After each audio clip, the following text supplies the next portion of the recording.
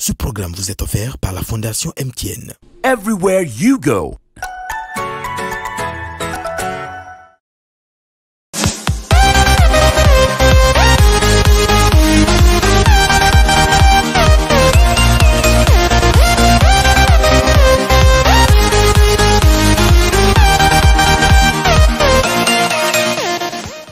Le coronavirus peut se transmettre d'une personne à une autre. Lavez-vous les mains très régulièrement et correctement avec du savon et de l'eau. Utilisez un gel désinfectant. Toussez ou éternuez dans votre coude. Utilisez des mouchoirs à usage unique. Jetez-les ensuite à la poubelle. La vie ne tient qu'à un fil. Il vaut mieux prévenir que guérir. Ensemble, disons stop à la propagation du coronavirus.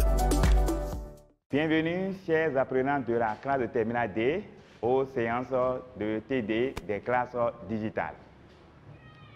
Cette séance va porter sur un exercice que voici. C'est un exercice de type partie 2 qu'on va essayer de traiter ensemble. Alors, notre objectif, c'est comment réussir l'exercice de type partie 2 en SVT. Lorsque j'ai un exercice de type partie 2, je dois tout faire pour comprendre ce qu'on attend de moi, les attentes du correcteur. Comment je vais parvenir à ça? Je dois d'abord lire le contexte et comprendre, et lire la consigne qui accompagne l'exercice et comprendre.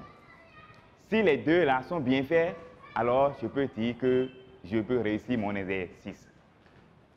Ici, par exemple, le contexte dit, on se propose d'étudier les mécanismes de transmission de l'influx nerveux d'une cellule spécialisée à une autre. À cet effet, on dispose de la documentation ci-après. Ça, c'est le contexte. Donc, avec ce contexte-là, je sais qu'on veut que je parle de la transmission synaptique. Mais ce n'est pas complètement suffisant. Il faut que j'aille voir maintenant la tâche pour voir si réellement c'est de ça seulement qu'il est question. Je viens au niveau de la consigne. Exploite les résultats expérimentaux obtenus pour expliquer les mécanismes de genèse de la transmission des messages nerveux. Donc, voilà qu'il y a la transmission synaptique, il y a également la genèse de PA. Alors, donc on veut que je parle de la transmission synaptique, mais il parle également de la genèse de PA. Pour ça, il faut que je mobilise des connaissances construites.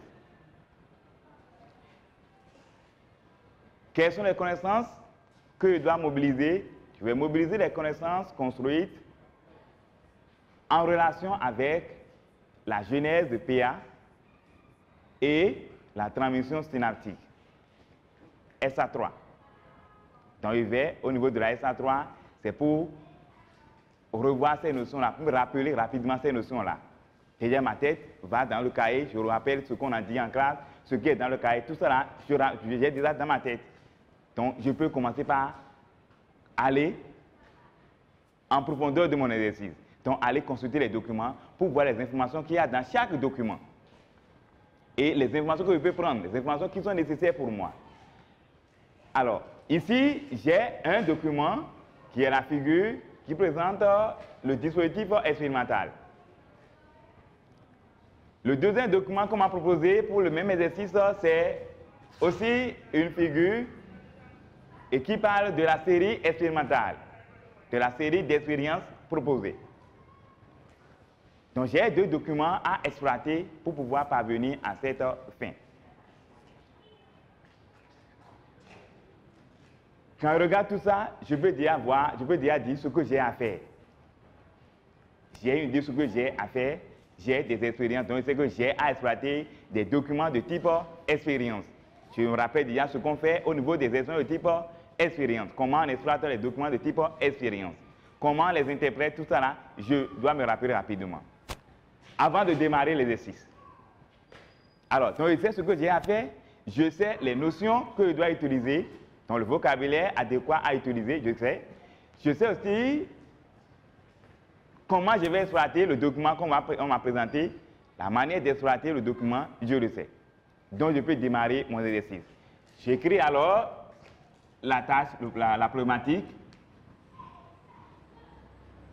Quels sont les mécanismes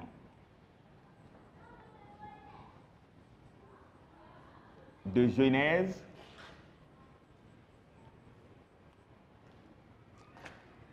et de transmission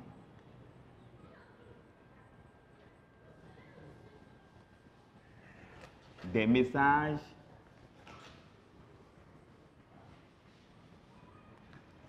nerveux. Alors, le problème est posé. Je peux commencer par aller voir les documents un à un, les exploiter pour pouvoir résoudre la situation problème qu'on m'a proposé. Ici, j'ai un dispositif expérimental. Donc, je suis appelé simplement à décrire brièvement ce que j'ai là. Je décris ce que j'ai devant moi là, simplement, puisque c'est un dispositif, c'est un schéma qui est là, donc je décris. Alors ici, j'ai deux fibres nerveuses, N1, N2, qui réalisent une synapse dans un contact synaptique en C. Sur la fibre N1, on a placé des électrodes excitatrices en S et des électrodes réceptrices R1 pour enregistrer le PA. Sur la fibre N2, nous avons simplement les électrodes réceptrices R2 pour enregistrer aussi le PA à son niveau. Alors, donc c'est ce que je vais décrire rapidement. Donc, la figure 1, relative au dispositif expérimental.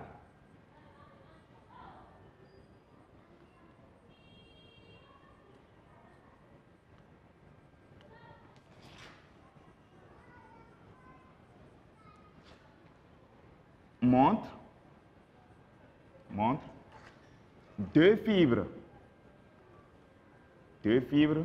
nerveuses N1 et N2 réalisant une synapse en C.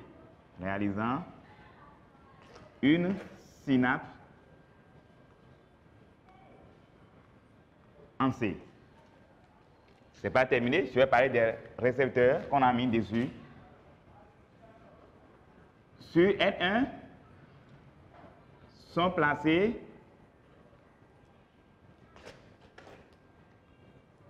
des électrodes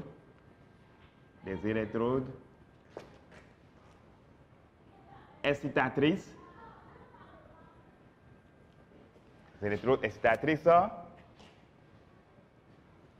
en S et des électrodes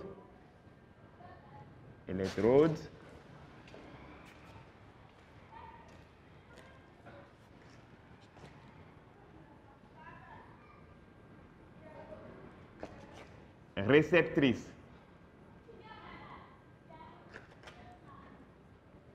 R1. Ça, je suis à ce niveau. Je suis en train de parler de ce que je vois au niveau de ce schéma-là, de ce dispositif-là. Je viens au niveau du neurone 2, donc de la fibre nerveuse 2. Sur la fibre 2,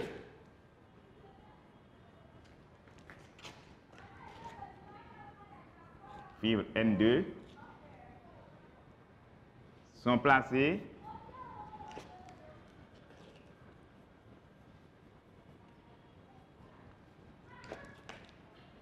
des électrodes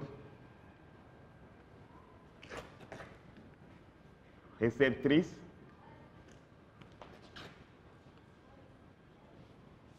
R2. Alors, j'ai fini de décrire le dispositif que j'ai ici. Je dis ça parce que si je ne fais pas ce travail-là, j'aurai un peu de mal à pouvoir exploiter les expériences là correctement. Mais quand je fais ça maintenant, je peux avoir de facilité à faire le travail. Alors, donc, ce document, J'ai fini de l'exploiter. J'ai fini de l'analyser. Je vais maintenant attaquer la série d'expériences que la figure 2 présente. Bien, nous avons un tableau, donc les expériences se retrouvent dans un tableau. Je dois aussi me rappeler comment on lit un tableau. Ici, j'ai le liquide de montage. J'ai les expériences réalisées et j'ai les résultats. Donc, je dois lire ça horizontalement. Je quitte ici, ici, et pour venir ici. Et non verticalement. Puisque si je lis verticalement, je ne vais rien retenir. Je n'aurai rien de pertinent à exploiter comme information. Alors, donc, on démarre le travail. Donc, je présente le document 2, comment proposer. La figure 2, relative à la série d'expériences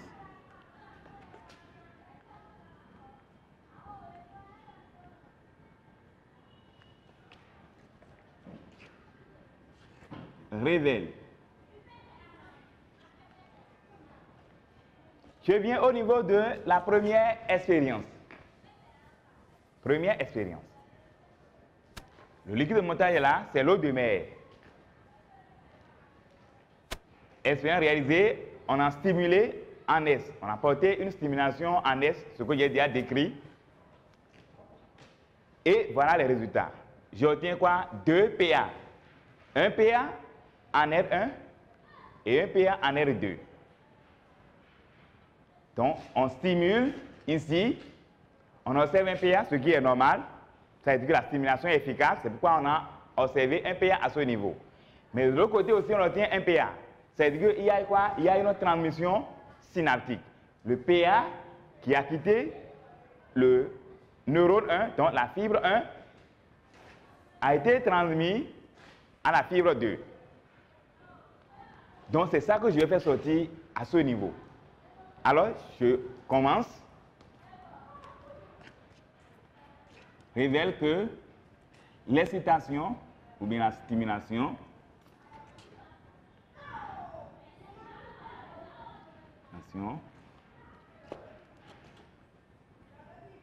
portée en S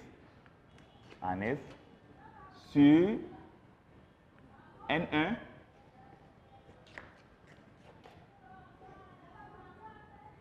donne un PA en R1 et un PA en R2 avec un léger décalage entre les deux. Puisque les deux ne sont pas confondus, on a vu le 1 d'abord avant de voir le 2. Donc les deux ne sont pas produits au même moment, avec un léger décalage. Un léger décalage. Décalage. Bien. J'ai décrit ce que l'expérience a montré. J'ai décrit ce que l'expérience a montré, j'ai décrit l'expérience en question, j'ai analysé l'expérience. Maintenant, je vais l'interpréter, je vais déduire. Je vais l'interpréter. Comment je vais interpréter ces résultats que j'ai obtenus?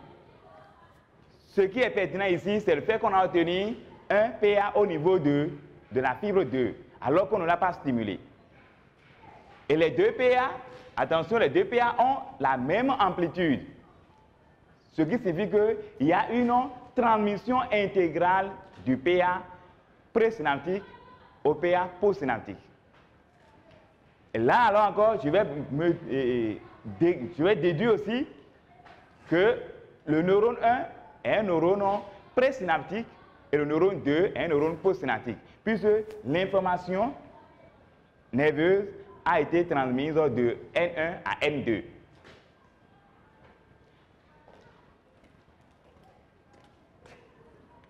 On en déduit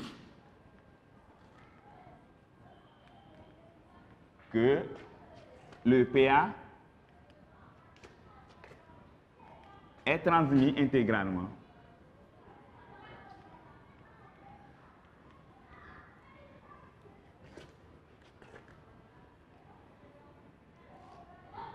de la fibre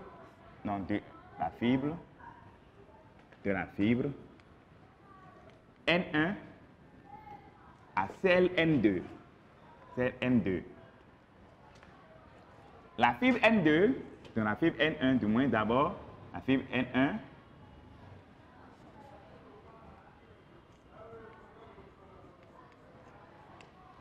la fibre N1 est présynaptique. Est présynaptique.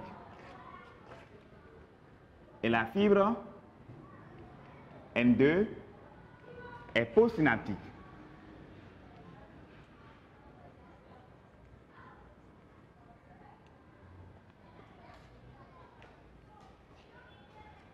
Si je dois parler du léger décalage, le léger décalage qu'il y a entre les deux PA, je vais encore faire sortir le délai synaptique. Donc, la différence de temps qu'il y a entre les deux phénomènes est due au délai synaptique, c'est-à-dire le passage du PA de ce neurone à ce neurone a été fait avec un retard de temps. Donc, avec un retard, ce retard-là qu'on va appeler délai synaptique, qu'on peut encore relever à ce niveau. Mais je ne veux pas aller à ce point-là. Je vais continuer avec les autres pour aller plus vite.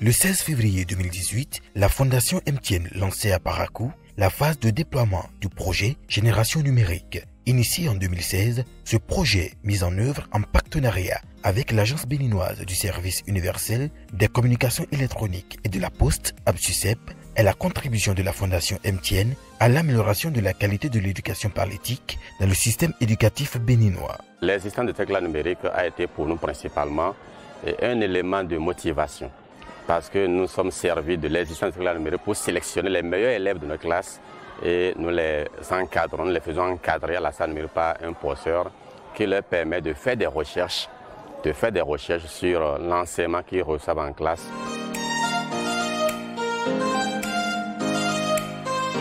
Everywhere you go.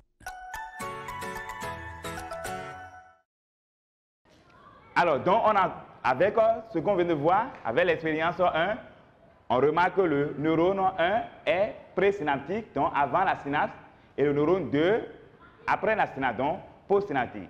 Et que le neurone 1 a transmis intégralement son message au neurone 2. Donc la synapse transmet intégralement le message. On va voir comment cette synapse se compose, fonctionne pour pouvoir faire ce travail-là. Alors, on connaît toujours, nous sommes tous dans l'eau de mer. On a déposé de gouttes d'acétylcholine. Deuxième expérience. Et on observe quoi? Le résultat montre que aucun PA n'est enregistré au niveau de R1. On observe aucun PA au niveau de R1, mais par contre, au niveau de R2, on a un PA. On se rappelle acétylcholine en classe. Acétylcholine, c'est un neurotransmetteur. Donc, cela nous amène à dire que l'acétylcholine intervient dans la transmission synaptique. C'est pourquoi on l'a utilisé. Et ça a donné un résultat. Donc, on va faire la collecte et faire la déduction rapidement.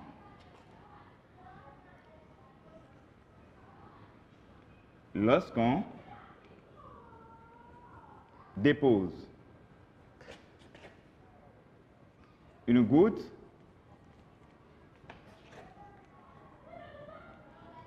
d'acétylcholine en C, on observe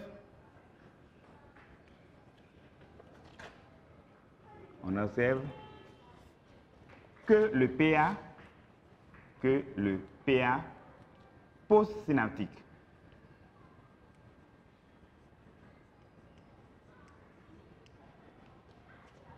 alors donc on va déduire que on en déduit donc que l'acétylcholine est le neurotransmetteur utilisé dans la synapse. Donc, est utilisé pour assurer la transmission synaptique. On a déduit que l'acétylcholine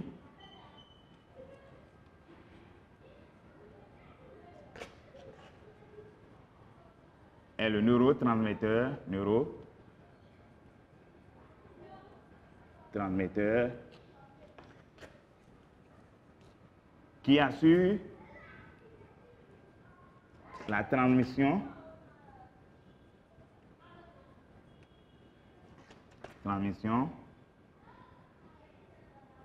du message de N1 à N2. Message de N1 à N2. Bien.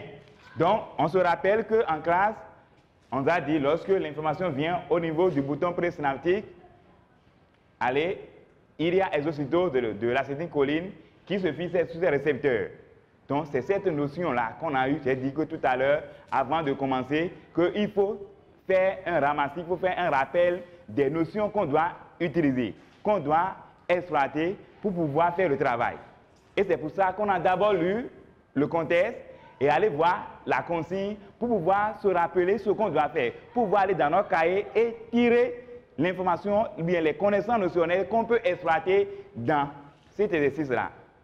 Donc, ce sont ces connaissances-là qu'on est en train d'utiliser simplement. Les connaissances qu'on a eues en classe, les déductions en rapport avec nos connaissances.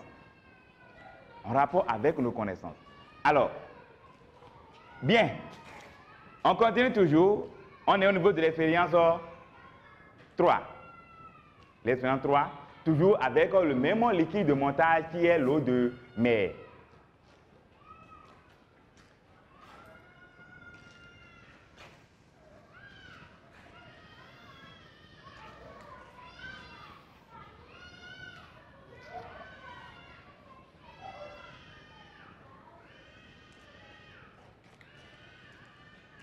Ici, l'acétylcholine est déposée dans le neurone et non en C. L'acétylcholine est déposée, donc ça veut dire qu'il y a une injection d'acétylcholine dans le neurone 2. Et le résultat obtenu, c'est qu'aucun PA n'est enregistré ni en R1 ni en R2. C'est ça qu'on va relever pour pouvoir tirer maintenant une nouvelle déduction. Acétylcholine qui a donné de PA en C, qui a donné de PA en R2, lorsqu'on a déposé ça en C, ne donne plus de PA lorsqu'on injecte au niveau du neurone 2. Donc, il y a une pertinence, lorsqu'on regarde l'expérience 2 et l'expérience 3, il y a une pertinence là qu'on va tirer, qu'on va utiliser comme leçon. Alors,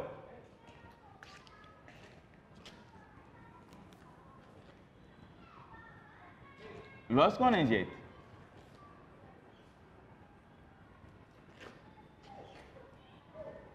acétylcholine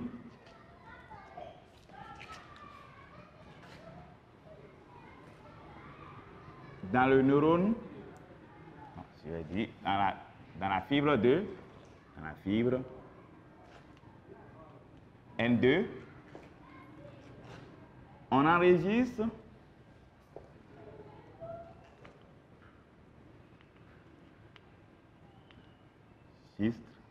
aucun PA. Aucun PA ni en R1 ni en R2. Alors, qu'est-ce qu'on peut déduire? Si on dépose, on obtient le PA, on dépose en C, on obtient le PA, et qu'on injecte, on n'obtient pas le PA, ça veut dire que l'acétylcholine n'a pas retrouvé ses récepteurs au niveau du cytoplasme de la fibre N2. Donc, on va dire simplement que les récepteurs d'acétylcholine ne sont pas dans le neurone, mais au niveau de la fente synaptique. On en déduit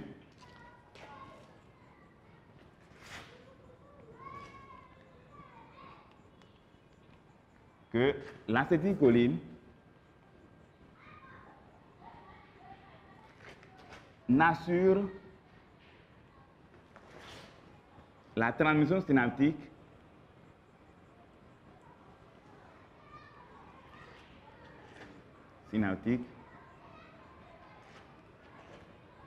que lorsqu'elle est déposée,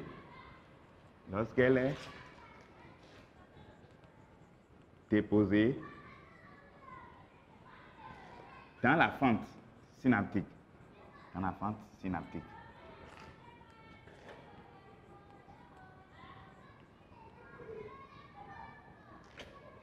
Ces récepteurs sont donc localisés, ces récepteurs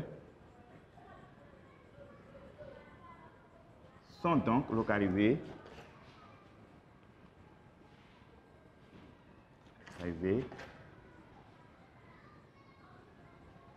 dans la fente synaptique, au niveau de la membrane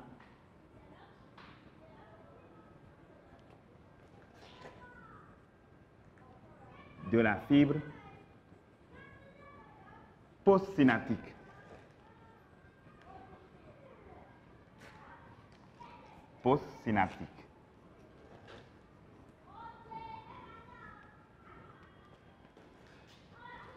On évolue toujours. On a vu que pour la transmission synaptique, jusque-là, il faut un neurotransmetteur. Et le neurotransmetteur utilisé ici, c'est l'acétylcholine. Elle est indispensable pour qu'il y ait transmission synaptique. Et ces récepteurs sont localisés sur la membrane du neurone postsynaptique au niveau de la fente et non à l'intérieur du neurone, donc dans le cytoplasme. Ce n'est pas dans le cytoplasme du neurone, c'est au niveau de la membrane de neurone postsynaptique. Bien, on laisse ce liquide de montage pour aller faire un autre liquide de montage. Le deuxième liquide de montage qu'on va utiliser ici, que les signes proposent, c'est toujours l'eau de mer, mais dépourvue de Ca2+. L'eau de mer dépourvue de Ca2+. Alors, le liquide de montage change, mais la stimulation est effectuée en S comme dans le premier cas. Et qu'est-ce qu'on observe? On observe seulement de PA au niveau de R1, mais pas de PA au niveau de R2. Quand je regarde cette expérience et celle-ci, je vois des différences à deux niveaux. Au niveau du liquide de montage, il y a différence là. Au niveau du résultat, il y a différence. Alors, pourquoi il y a cette différence? C'est la question que je me pose pour trouver la déduction. Lorsque je suis en train d'étudier, d'exploiter les expériences, c'est cette petite question que je pose pour pouvoir tirer rapidement la leçon à avoir. Donc, pour pouvoir interpréter le document. Alors, ici, la différence est que nous avons l'eau de mer qui est dépourvue de CO2, l'eau de mer sans Ca2+. L'eau de mer n'a pas de Ca2+. Or, ici, il y a présence de Ca2+. Et on n'a pas les mêmes résultats. Il y a absence de PA au niveau de R2. Donc, déjà avec ça, je peux me dire que Ca2+ intervient dans l'apparition de PA au niveau du neurone postsynaptique. Sans Ca2+, je n'aurai pas de PA. Donc, Ca2+ a un rôle à jouer dans la transmission synaptique. Et c'est ça que je vais écrire sur ma copie. Alors, lorsqu'on plonge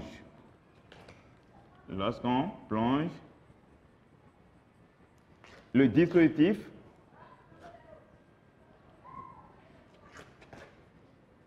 dans l'eau de mer,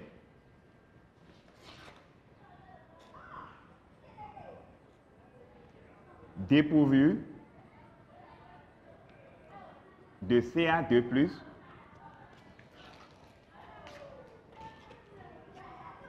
la stimulation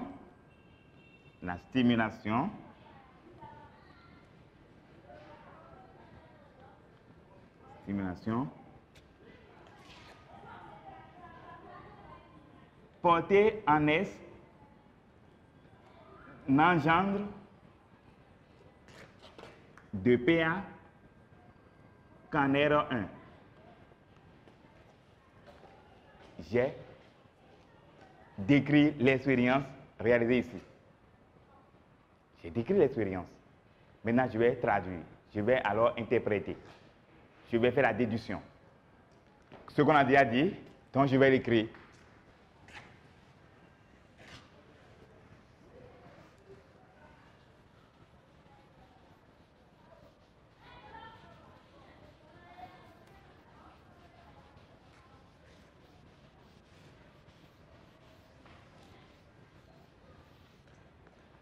Bien, donc on a déjà dit ici que CA2+ intervient alors dans l'apparition de PA au niveau du neurone postsynaptique. Donc CA2+ est indispensable à la genèse de PA au niveau du neurone postsynaptique. Et cela, je connais ça aussi au niveau de mon cours. Au niveau de mon cours, je sais que le CA2+ doit entrer dans le neurone présynaptique pour provoquer les ocytoses de l'acétylcholine.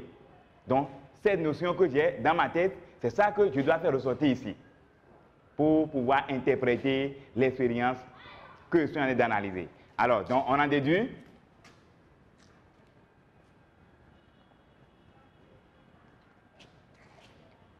que les ions CA2+ sont indispensables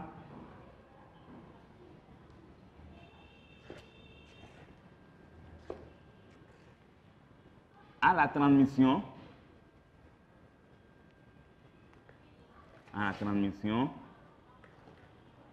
synaptique.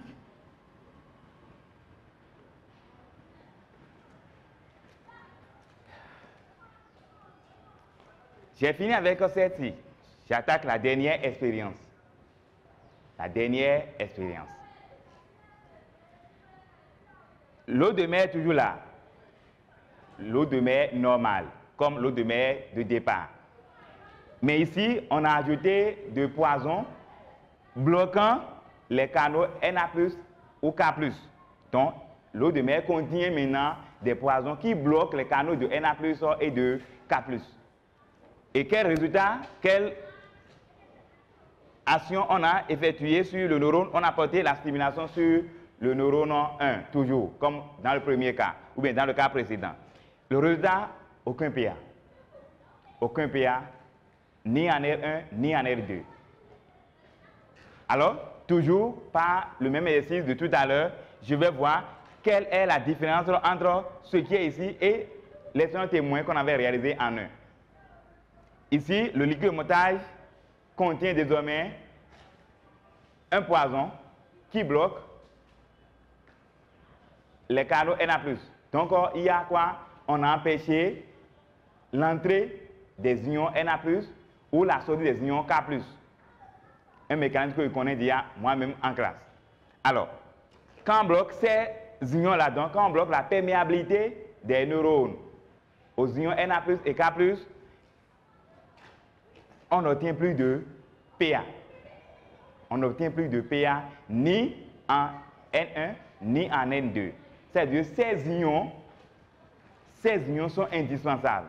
Donc, les mouvements, les variations des concentrations, bien de la perméabilité des neurones à ces ions sont indispensables pour qu'il y ait genèse de PA. Puisque ici maintenant, on n'a pas de PA ni au niveau du neurone présynaptique ni au niveau du neurone postsynaptique. Et ça, je connais ça aussi au cours. Donc, j'utilise pour pouvoir faire mon travail.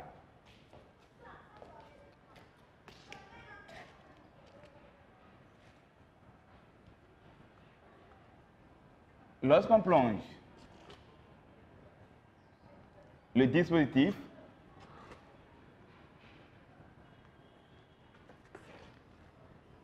dans l'eau de mer,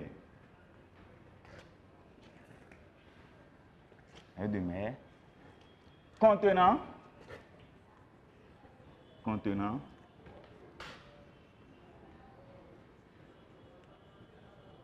un poison bloquant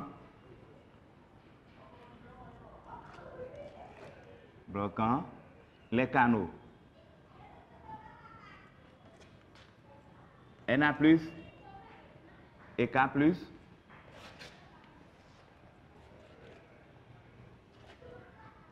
la stimulation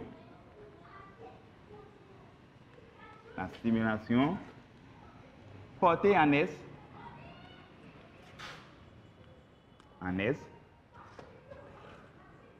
ne génère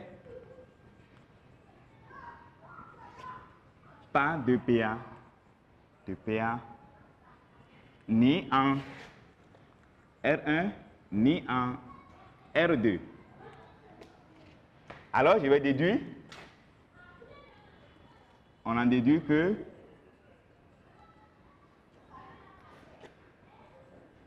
les variations de perméabilité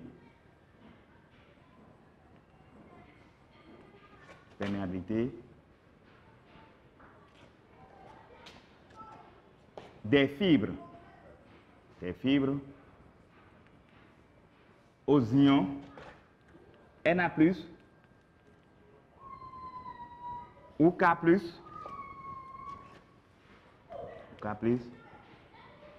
sont indispensables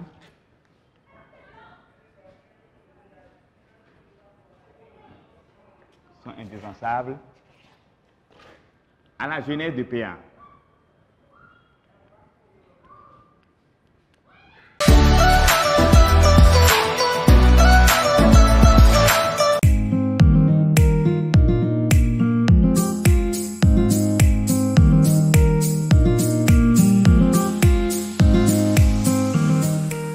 Le 16 février 2018, la Fondation MTN lançait à Parakou la phase de déploiement du projet Génération numérique. D'un coût global de 470 millions de francs CFA, le projet a consisté au déploiement de 1000 ordinateurs avec contenu numérique et accès à Internet au profit de 54 écoles et établissements scolaires sélectionnés sur toute l'étendue du territoire national. 2 ans après la phase de déploiement, plus de 15 000 élèves ont été impactés. On allait en ville auprès des secrétaires demander leur aide et on n'arrivait pas à avoir plusieurs informations dont on a besoin.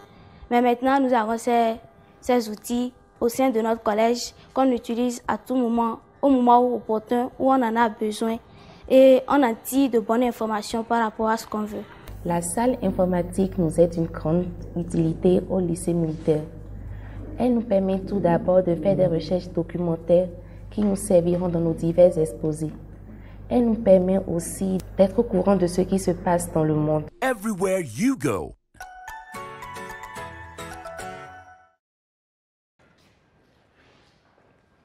À la journée de PA. Alors, j'ai fini d'exploiter tout ce qui est document pour moi, tout ce qui est expérience. Donc, je vais mettre maintenant les déductions en relation, donc je vais mettre ces informations-là en relation, les interprétations en relation, pour pouvoir répondre à la question que j'ai posée. Les mécanismes de genèse et de transmission de messages nerveux dans l'organisme. Alors, je fais rapidement un retour sur ma copie. Tout ce que j'ai eu comme déduction, je les revois pour voir les déductions que je peux mettre ensemble pour pouvoir formuler mon explication. Alors, première déduction avec l'expérience 1, on a retenu que le PA se transmet intégralement d'un neurone à un autre à travers la synapse. On a aussi retenu que le neurone 1 est présynaptique, le neurone 2 est postsynaptique. Ici, expérience 2, on a vu que le neurotransmetteur acétylcholine intervient dans la transmission synaptique.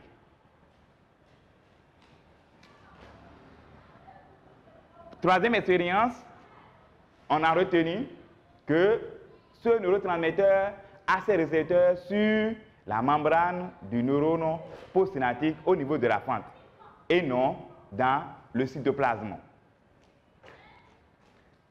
Quatrième expérience. Avec l'eau de mer sans CO2 et sans Ca2+, du moins, on a retenu que Ca2+ intervient dans la transmission synaptique. Et enfin, dernière expérience, les ions Na+ et K+ interviennent dans la genèse de PA. Leur mouvement à travers les canaux interviennent dans la genèse de PA.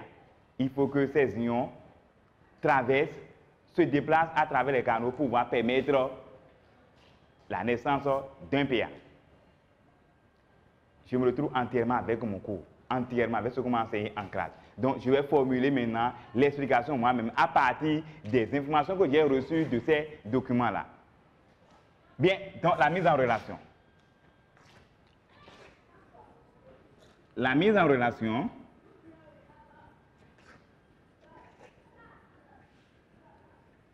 des informations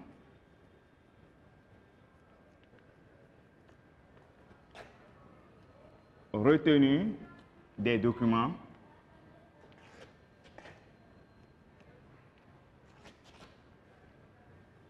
nous permet d'expliquer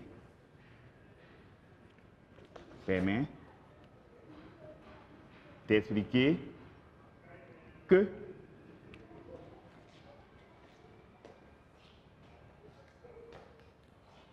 la genèse de PA, qui est le premier problème posé, je vais le dire rapidement. Je prends par là d'abord, j'explique le PA, comment le PA naît au niveau du neurone présynaptique qui est N1 ici, avant de parler de la transmission synaptique, puisque le PA doit naître d'abord avant d'être transmis au neurone N2.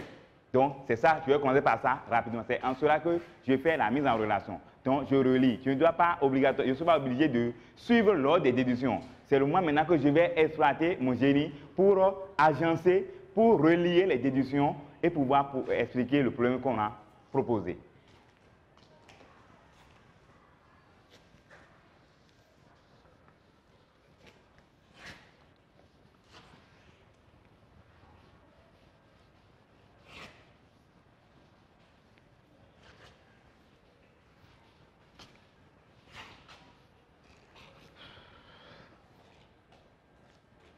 Alors, ça me permet d'expliquer que la genèse d'un PA,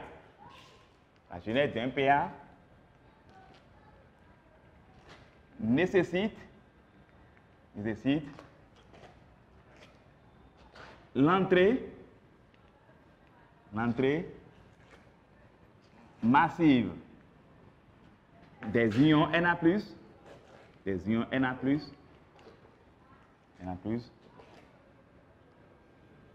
et la sortie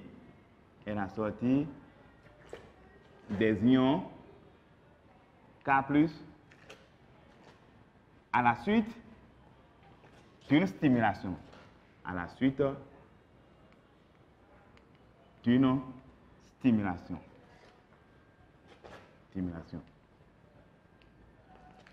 Point. Cette stimulation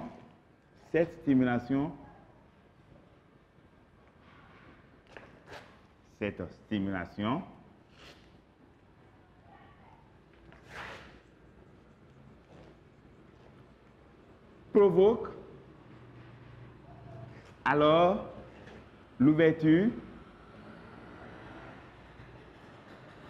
des canaux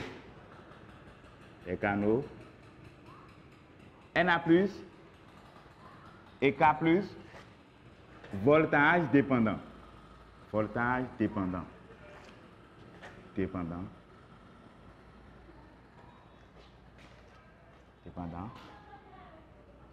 Ce qui rend perméable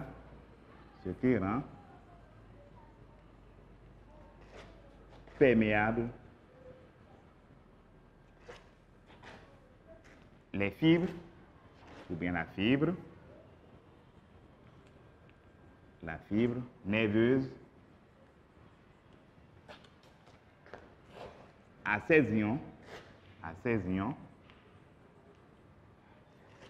et donne naissance au PA.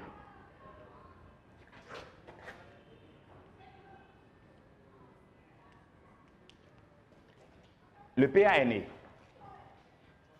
Il se propage. Ce PA se propage. Donc, je vais parler maintenant de la transmission synaptique. Se propage le long de la fibre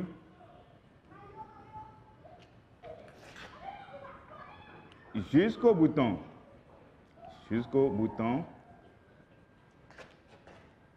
présynaptique.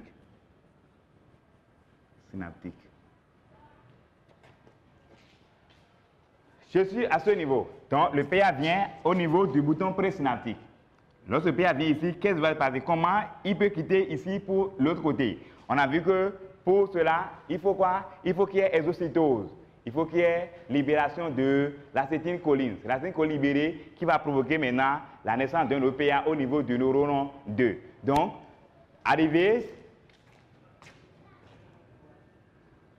l'arrivée du PA au bouton, donc à son arrivée.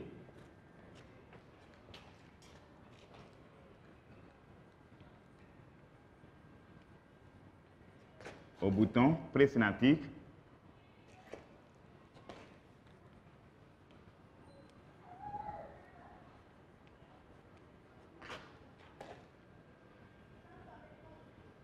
Le PA provoque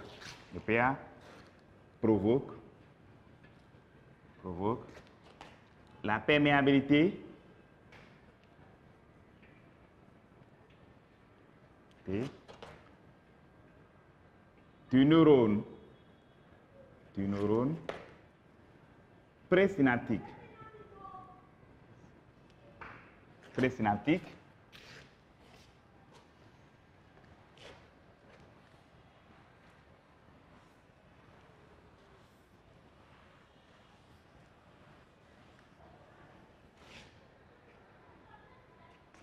présynaptique. Aux ions Ca2+.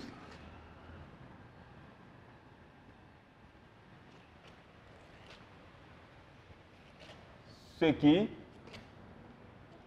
entraîne l'exocytose des vésicules à acétylcholine.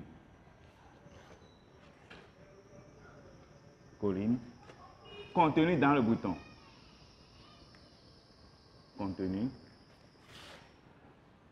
Dans le bouton présynaptique.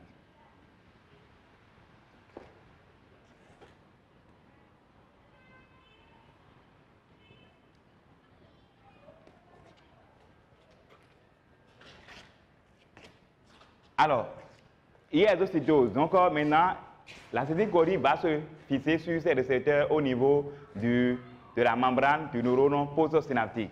Donc, l'exocytose serait suivi de quoi? De la fixation. Donc, dans la fente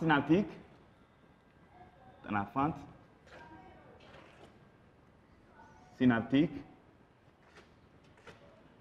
l'acétylcholine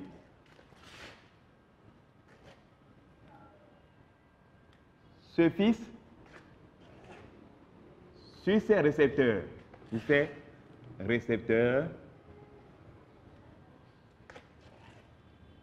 localisés au niveau de la membrane.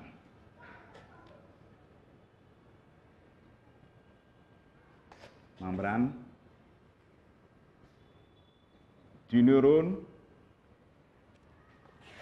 postsynaptique.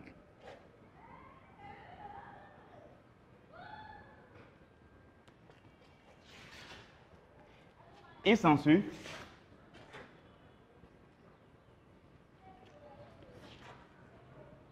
la dépolarisation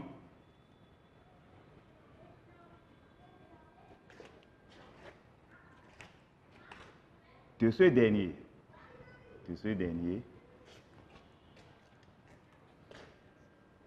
Ce qui engendre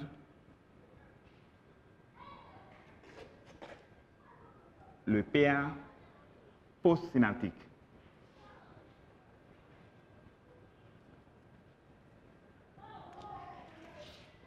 Voilà le mécanisme de la genèse de PA au niveau de chaque fibre et le mécanisme de transmission du PA du neurone 1 au neurone 2. Tout ce que je dis là, c'est des trucs qu'on a déjà vus en classe. Et ce que je dis ici là, c'est ce qu'on a vu dans le document. On n'a rien inventé qui soit hors du document. Les éléments qu'on a utilisés, acétylcholine, les ions Na+, les ions K+, tout ça là, on a vu ça dans le document ici. On a tiré ça de ce document-là. Donc, on a exploité l'information disponible dans le document pour pouvoir faire le travail demandé. Alors, conclusion finale de tout ce qui précède.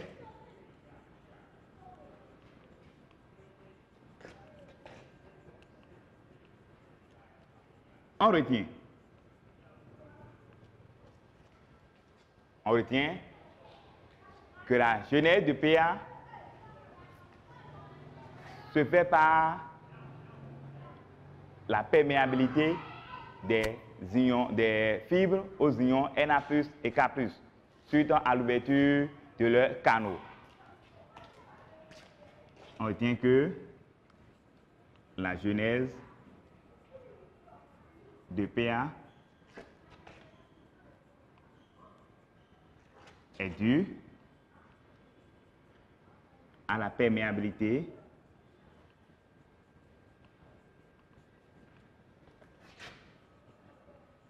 des fibres nerveuses.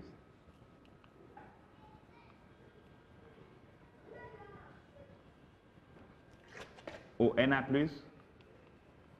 et K+, suite à l'excitation.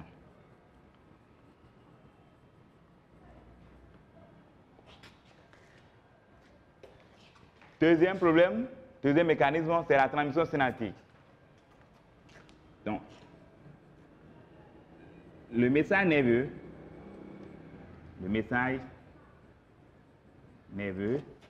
se transmet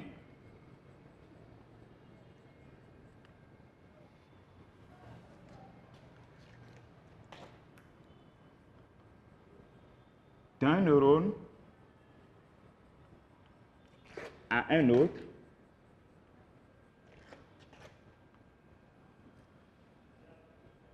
grâce au fonctionnement synaptique.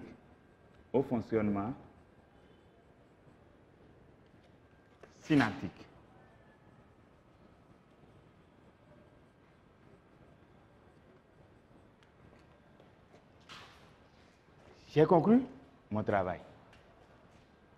Alors, on va rapidement récapituler. Notre travail d'aujourd'hui porte sur l'exploitation de documents. Réussir une exploitation de documents, donc résolution de problèmes à partir de l'exploitation de documents. Et ensemble, on a retenu que pour démarrer, il ne faut pas se jeter directement sur l'exercice et commencer par écrire. Il faut d'abord chercher à savoir ce que le correcteur veut de soi. Ce que soi-même on a à utiliser comme connaissance notionnelle pour pouvoir régler le problème. Alors, et pour le faire, on dit il faut lire d'abord le contexte. Le contexte nous situe dans le travail à faire. Nous donne une idée sur ce qu'on a à faire. Il faut lire le contexte, il faut aussi lire la consigne qui accompagne le travail. Alors, si les deux sont lus et compris, c'est très facile pour faire le reste. Avec ça, je veux savoir maintenant ce qu'on me demande de faire, ce que j'ai à faire, sur quelle situation de problème on veut que je parle, que je m'exerce. Ici, la seconde problème, c'est la transmission synaptique et la genèse de PA. Pour ça, j'ai besoin des notions construites en classe. Quelles sont ces notions dont j'ai besoin? Puisque le cahier est volumineux, je ne vais pas me mettre à réciter tout le cahier. Il faut que je me situe dans mon cahier de cours. Il faut que je me situe par rapport à ce qu'on m'enseigne en classe. Alors, ici, j'ai besoin de la transmission de messages nerveux dans l'organisme. Et là, il faut que j'aille au niveau de la genèse de PA. Genèse de PA, mécanisme ionique, et encore au niveau de la transmission synaptique. Je dois faire rappel de tout ça là, rapidement. Donc, ma tête fait ce travail-là. Là, je m'assure que j'ai compris le travail, que je peux faire le travail. Puisque ce sont ces notions-là que je peux exploiter pour pouvoir faire les déductions correctement. Sinon, je ne peux pas faire de bonnes déductions. Et là encore, la collecte aussi va poser problème. Puisque je ne sais pas ce que j'ai à faire, je ne sais pas ce que je vais prendre comme information. Puisque le document contient un ensemble d'informations. Et ce n'est pas tout qu'on va utiliser. C'est ce qui correspond à notre problème là qu'on va utiliser. Donc il faut que je sache le problème que j'ai à résoudre avant de savoir quelle information j'ai à relever. Si tout ça est fait, je vais commencer mon travail.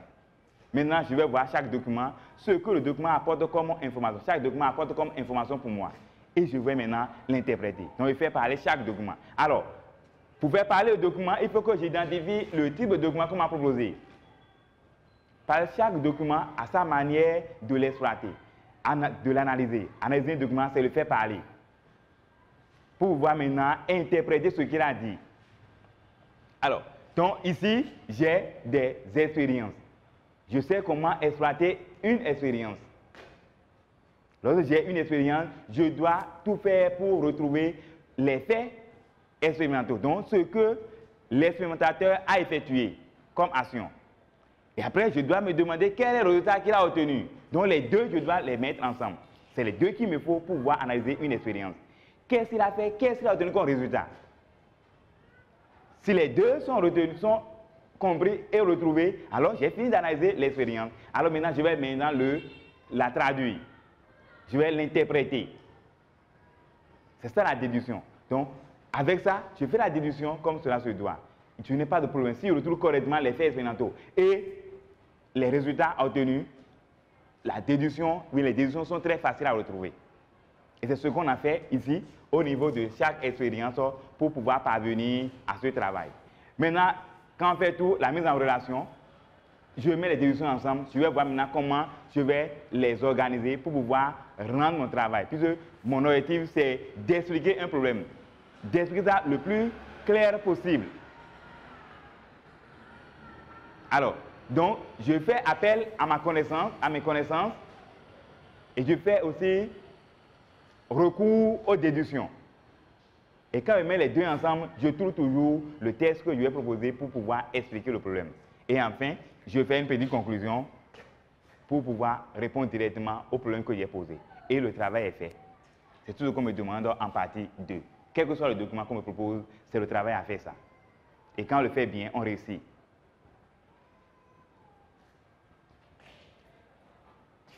Bien. Donc, on va laisser le reste là pour la semaine prochaine ou bien pour la séance prochaine. On va revoir un autre type de document. On va exploiter un autre document pour voir comment il faut aussi exploiter les autres. Puisqu'il y a plusieurs types de documents. Nous avons les documents de type graphe, comment on donne graphe, là, comment on peut les exploiter. On va aussi les revoir, on va revoir tout ça là. Aussi, les restitutions organisées. Restitutions organisées. Le tout ne se pas de budget son cours, de venir s'asseoir pour dire qu'on veut maintenant faire la partie 1. Non. La partie 1 aussi, ça a des méthodes. Donc, il y a une méthodologie pour pouvoir réussir la partie 1. Tout ça, on va essayer de voir ça un peu pendant ce temps de confinement pour ne pas tout oublier à la reprise. Je vous remercie.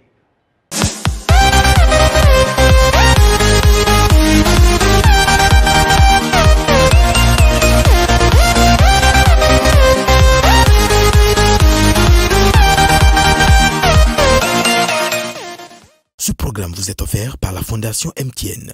Everywhere you go.